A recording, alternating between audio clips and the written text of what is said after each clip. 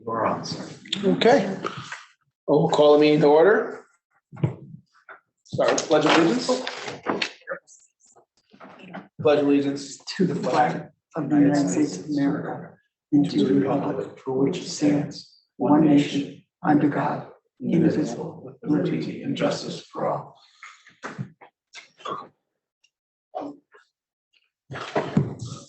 attendance. Commissioner Blythe, I'm here. Commissioner Kataya. Here. Commissioner Diaz-Pasito. Here. Commissioner Olson, Here. Commissioner Sarah, absent. Commissioner Torrey. Here. You have a quorum, sir. Public participation. No public attendees on at this time. Okay, we do not have the chief from NEMS for an update. However, we can add that delivery was taken of the 2 new ambulances. And they're in the process of getting those online. The holdup now is state installation of the radios. And then they can move on to OEMS and DOT and OEMS inspections. AMR update. AMR representative said he was not able to make it. With that, the AMR compliance reports I discovered are going to the town manager's office and have not been disseminated down to the committee yet. AMR is going to be adding me on the dissemination list, and I will work on getting the previous month's ones from Heather Shanti so we can review the previous months for the year so far. The big topic for today is the AMR contract renewal. Upon review of the contract, the verbal agreement that we were talking about at the last meeting was a 2-year extension of the contract. Upon receipt of the actual document from AMR, we're now seeing they put in as a 3-year. So that's something to the committee as the effect that we have voted on and discussed a 2-year extension. Does anybody have any feedback on this, or should we continue to pursue the 2-year extension from AMR? We should pursue the 2-year. That's what we had discussed in the that's like when they do in politics, that's a wrap. Yep. So I don't particularly like the idea of them throwing in a 3-year, underhanded thing like that. That's just not right. Let's just keep it with a 2-year like we had discussed. Yep, and that was the plan. So the only other correction that was made was on page 4. You have we updated the new address for the town hall. In addition to that, exhibit 2 was the updated response time standards. The standards themselves remain the same. The basic change was the elimination of the fines. And then item number 5 on the last page of that exhibit, you have compliance plan. And in lieu of fines, in the event that AMR fails to comply with the standards in 2 consecutive calendar months, AMR will provide the town a written plan outlining the corrective measures to be implemented to restore AMR's compliance with the standards. As we had discussed, we wanted to still see standards to be upheld, just the elimination of financial fines. Any discussion on how they address that in this language? Acceptable? Glenn? One thing is, and it's happening all over the state, but especially if you're listening to the radio, there's a lot of 20-minute response times. We get, I know the contract we've always had in the past, someone in the town, you can see them there by the Starbucks. They're parked behind the old Rite Aid, or they're at Market Square. But we're getting a lot of 20-minute response times. ASM, Aetna, they've even had the new Hartford Healthcare ambulances coming in here. And I think at one point, the dispatchers were trying to call New Britain. Mm-hmm. So whether it's staffing shortages or whether it's just not enough people to extend into the town, that's an emerging issue. Yep, and it's an emerging issue statewide, unfortunately. We've also seen an issue that dispatch just notified me about today, because they were asking about what contract EMD falls under, which falls under the town contract, as far as, there's starting a trend of instances where they are unable to get through to AMR for EMD. Yeah, they, last week or the week before, they had a child choking. They could not get the ring down line to be answered. Now, from my EMD, that's one of the things that EMD can make a difference in. Yep, 'Cause they- there's a ticket in on the town side to Frontier to check the circuits on our end. But that's something that we're in the process of. But I mean, this is an ongoing problem. How many times, I mean, this is happening often.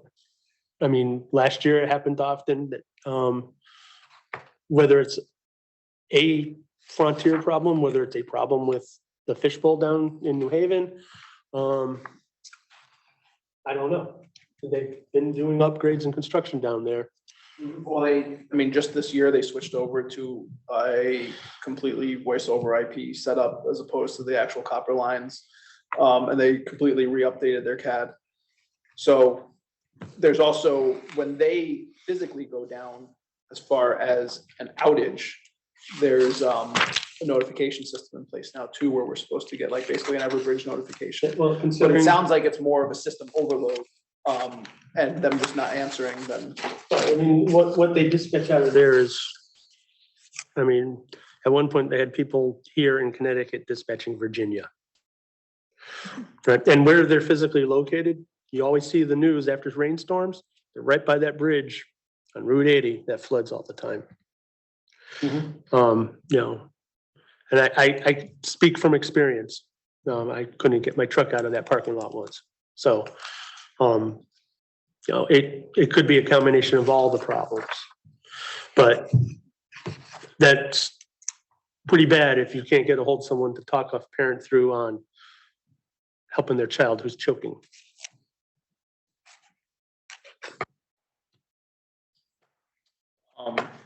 I think Scott has some more, like you were intimately involved with some of the, looking into the background of that too, right? The choker call. That they were tapes getting pulled and whatnot. Yeah. But it is what it is. Mhm. Until the town requires ambulances and they pay for ambulances to be staged in this town. It's gonna And happen. the current performance metrics call for 90% compliance. In the past, an individual call that exceeded a certain threshold would show that would automatically trigger, at that time was a fine or some sort of compliance issue. Currently, as long as they meet 90%, they're within compliance. So they could have a half-hour response time to a priority one for one call, but if they're 90% compliant, better than 90% compliance overall, they're within compliance of the contract. That's a difficult pill for the family to swallow that.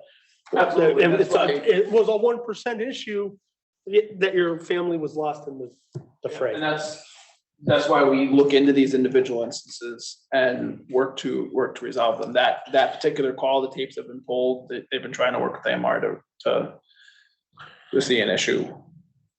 I'll look into finding out if they got any feedback from AMR and reach out to Brandon also.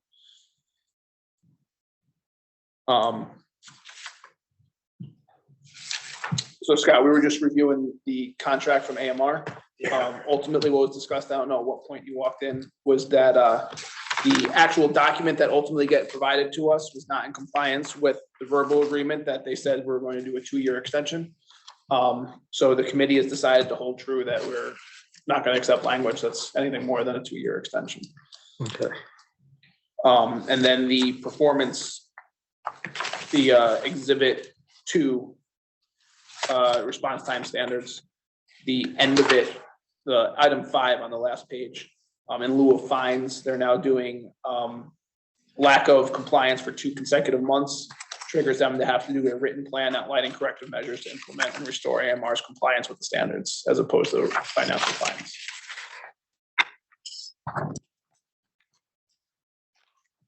In regards to the contract specifically,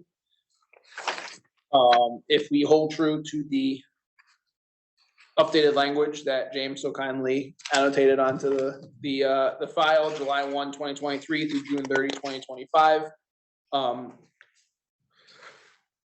Making it a 2-year contract, and then the renegotiation on or before January 1, 2026. I don't know if you want to make that starting it in the current term, so in 2025, so that by the end of 2025's term end, you're set with it. But I just went off of a 1-year rollback. 2025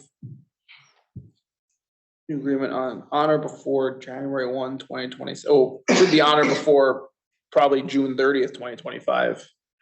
Yeah, you want The to, contract. do we want to go by fiscal year or fiscal year?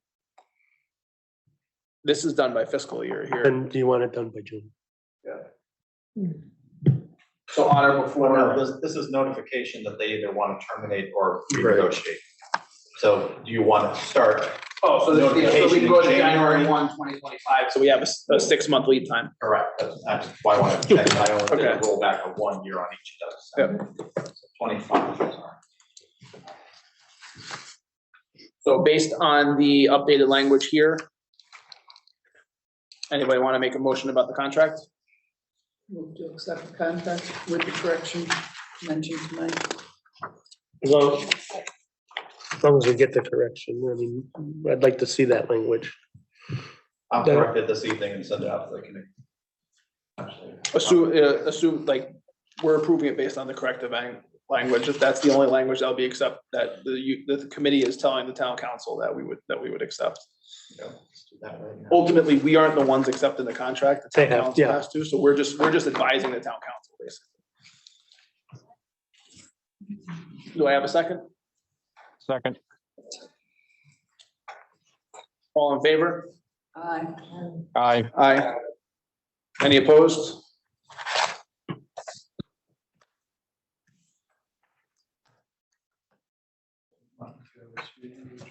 June 30th.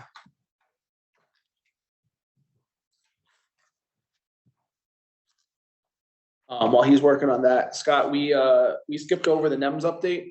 I did a quick update that we did take delivery of the 2 ambulances and their current status. Is there anything else you'd like to add from the NEMS side? We're took delivery in end of June. We had contacted the town's committee and the contractor that has the radios. The radios were delivered about 2.5 months ago. They were programmed. They are sitting with the town's contractor. It's Norcom in Wallingford. The whole project's being overseen by a consultant out of Pennsylvania. And what's come out of it is they're going to come to Newington on July 28th to look at the trucks and determine what they need to do. So we're looking at probably September or October before we see these trucks in service. Meanwhile, I've got 2 trucks again at the town garage out of service this week. I have sent that to the town manager. I sent this to him about 1.5 weeks ago, obviously with the busyness of the past week. They acknowledged that they received it. And it's just, unfortunately, it's up in, I don't want to say hands above them. Is that a good summation? Yeah. So we're kind of being held hostage on that end. From the town perspective, are they able to find another contractor? The contractor's not the issue right now. Motorola's not seeing the equipment coming in for the main vehicles until end of August, but we're still waiting on the SDI component consoles and all of the programming necessary for the radios that we got. State's still in the process of doing the approvals on those. We do have our radio frequencies, so we can get that part, but it's taking longer than we wanted. Which, Scott, which state agencies overseeing the SD? Is it telecom or is it OEMS? Telecom. Okay. So what we're doing is, the plan was, because the radio system is going to take up the most amount of infrastructure in each vehicle, is obviously the CMED deck, which is the tri-band system that's going into each truck.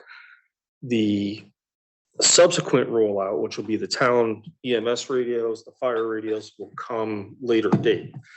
In those cases, we're gonna be able to take the one control head, but because basically what you got is the town radio and the fire radio are controlling a little bit smaller than this package, about that thick, and it's just one radio sits in a console. The CMed radio is 4 components, and it's spread throughout the vehicle. So what was agreed upon, the state, the town, everybody really supported this. Motorola came through with equipment, I'd say is about 2.5 months ago. They got that expedited very quickly. They for us. expedited it, and like everything else with post-COVID, not to use it as an excuse, but post-COVID, there's still pieces that are missing for them to be able to actually plug it in and And the get that tri-band right. antennas are actually still on a back order as well. Right. I'm not sure if they've So updated on it that. sounded like, based on the meeting we just had Tuesday, Yeah. that I heard some follow-up within an hour. They did find, I guess there is 2 triplexers in someone's hands. I heard they were being delivered to Norcom. Okay. That's So good to again, hear. I think it's just unfortunate, but that's where we are.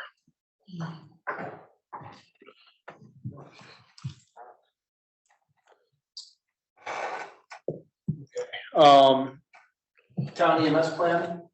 If you wanted to go over real quick, here's your corrections on the documentation.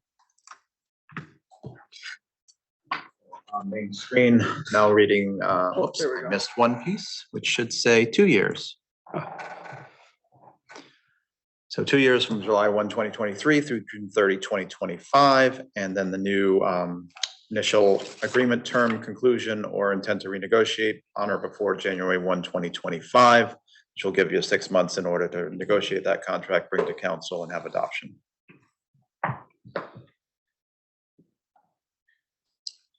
Thank you, that was quick. Thank you. I need it for packets, so. So that is what will go forward to the town council. So town EMS plan, I went through and started making all the corrections when, the previous chairman resigned.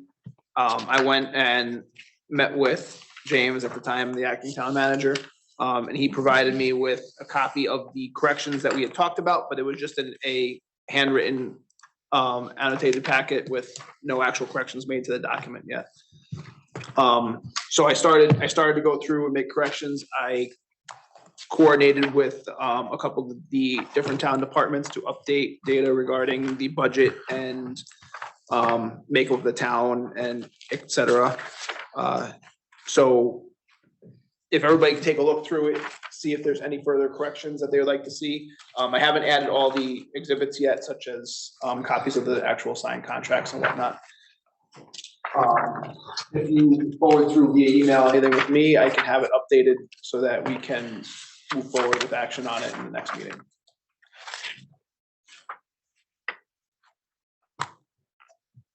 And everybody should have gotten an electronic copy I mailed out today.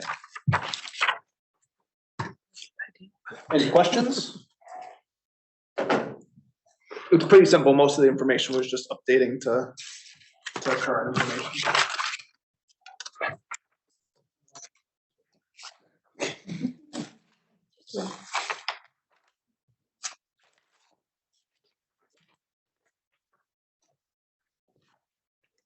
Now, before I forget.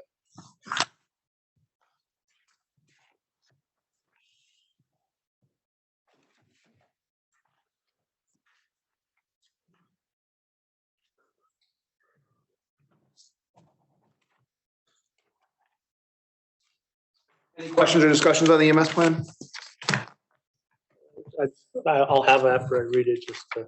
Yeah, there's bound to be corrections, so just forward them off to me. I will update the document as I get them, and we'll have a more solid document for the next meeting.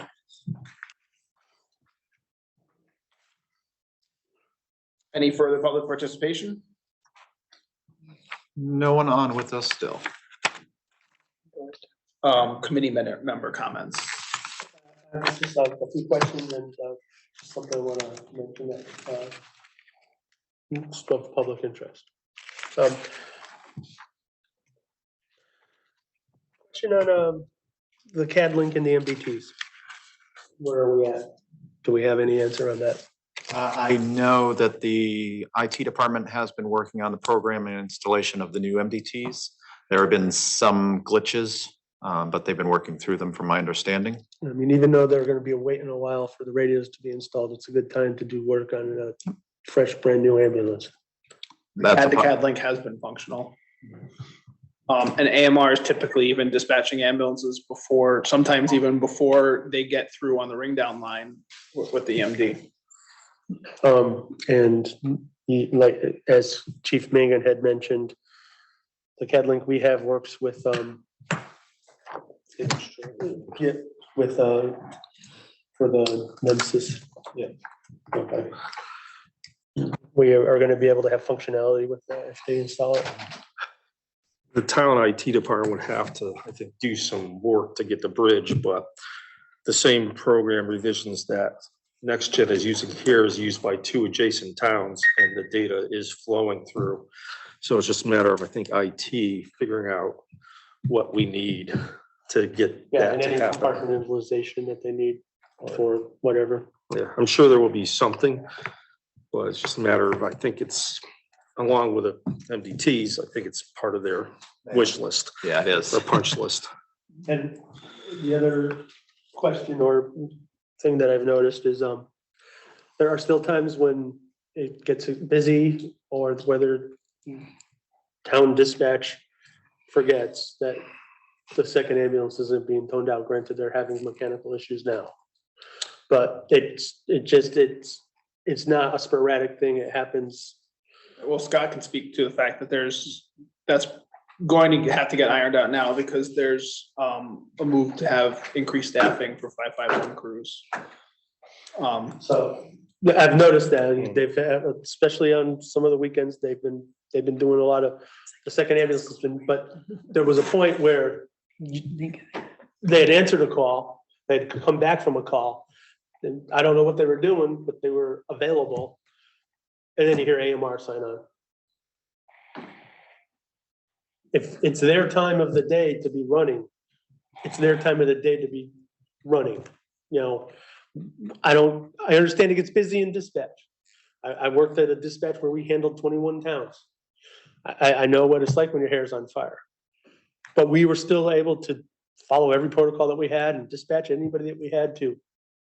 You know, there's some towns I'd have to dispatch 2 ambulances, a fire department, and a separate paramedic. Is the issue you're bringing up now, them dispatching AMR over 550 or over Yeah, no, like- 551? It's been, there was a 550 call. Well, last And night, there was a our crew 551. didn't get a call for almost 4 minutes. So that was 550 crew. Was that the finger call? Yeah. Yeah, because we heard, and it may have been that the EMD, because we heard the paramedics signing on and then saying something with an ice I maker. know our dispatchers are allowed to, for like meal break hours, they are allowed to step away from. So I believe there was only one person, and it's supposed to be brief. There's only one person at the desk at that time, because if you listen to the tapes, I was It's the the same shift in- supervisor.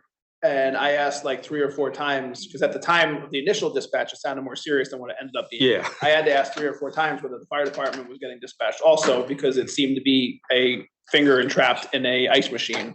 And I wanted to make sure they had FD rolling also. So that, I don't know what else was going on in dispatch at the I mean, it all time. worked out.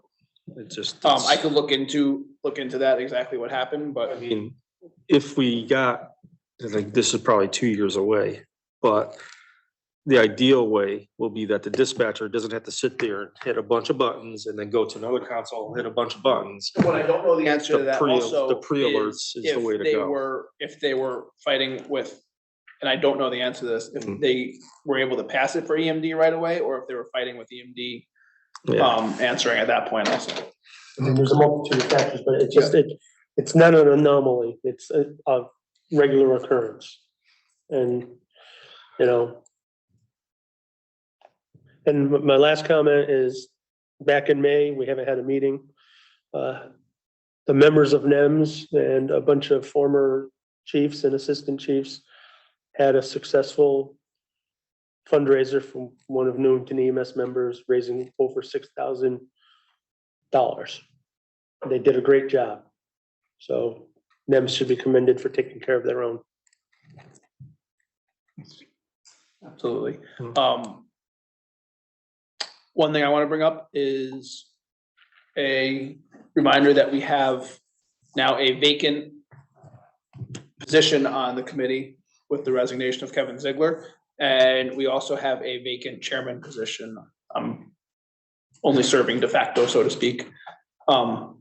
So that's something that the committee is going to have to decide how to move forward with. If we want to wait to see who replaces the empty seat and then move forward with voting on a chairman, or however the committee wants to move forward.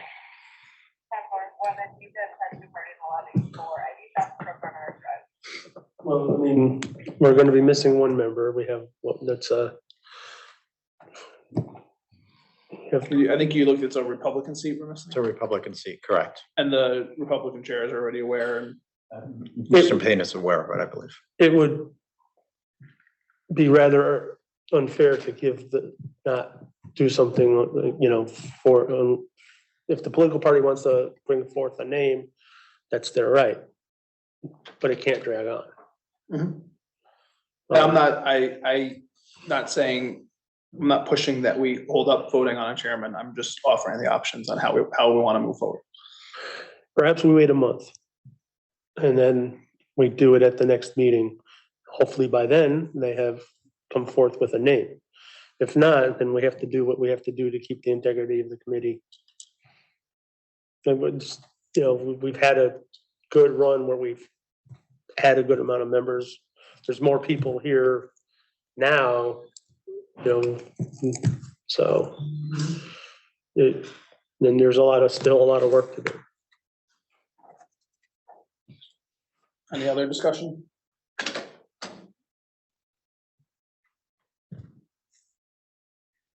Any other committee member comments? Well, the reminder would be August 17th is your next meeting. Barring any national disasters, I'll be there. Don't let them know. No, my team's on alert all month, so.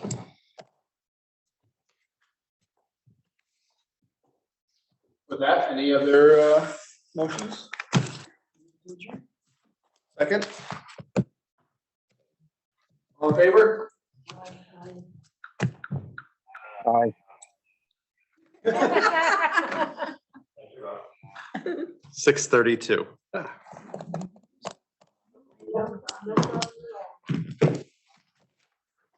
You're alive.